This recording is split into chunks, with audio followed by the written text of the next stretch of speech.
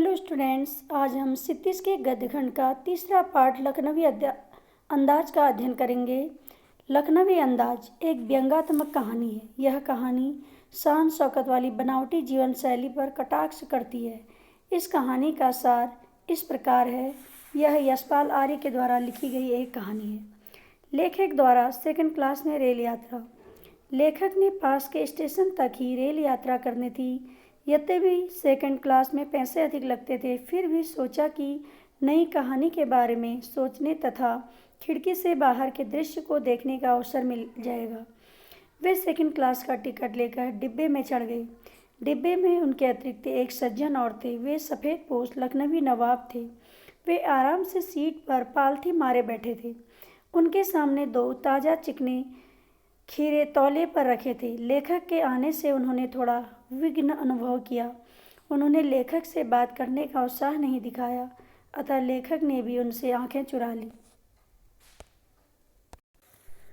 नवाब साहब का खीरे को काटना। अकेले मैं बैठे बैठे कल्पना करने लगा कि आखिरकार नवाब साहब ने सेकंड क्लास में सफ़र करना गवारा कैसे किया। सोचा कि शायद उन्होंने अकेले सफ़र काटने के लिए 2 खीरे खरीदे होंगे। एकाएक नवाब साहब ने लेखक को संबोधित किया और पूछा, जनाब, खीरे का शौक फरमाइए। लेखक ने शुक्रिया अदा करते हुए मना कर दिया। अब नवाब साहब ने तौलिया झाड़कर बिछा लिया और उन पर खीरे सजा दिए।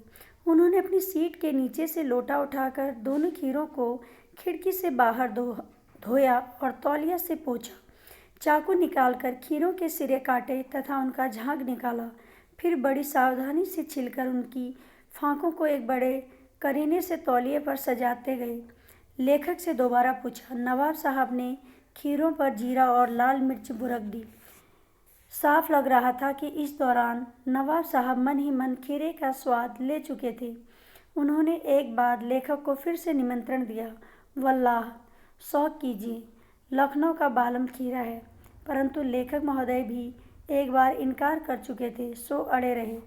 नवाब साहब का खीरे सूंघकर फेंकना। अब नवाब साहब ने बड़ी प्यासी आंखों से खीरे की फांकों को देखा, एक लंबी सांस ली, खीरे की एक फांक उठाकर होंठों तक ले गए, फांक को सूंघा। स्वाद के आनंद से उनकी पलकें मूंद गईं। उन्होंने मुंह में पानी आने को गले से उतार लिया। उसके बाद उन्होंने खीरा खिड़की के बाहर छोड़ दिया। इस प्रकार एक एक खीरे को सूंघकर उनका स्वाद लेते हुए वे बाहर फेंकते गए। नवाबी गर्व। सारे खीरे बाहर फेंककर उन्होंने तौलिए से हाथ और होंठ पोंछे। फिर गर्वपूर्वक लेखक की ओर देखा, मानो कह रहे हों, यह है खानदानी रईसों का तरीका।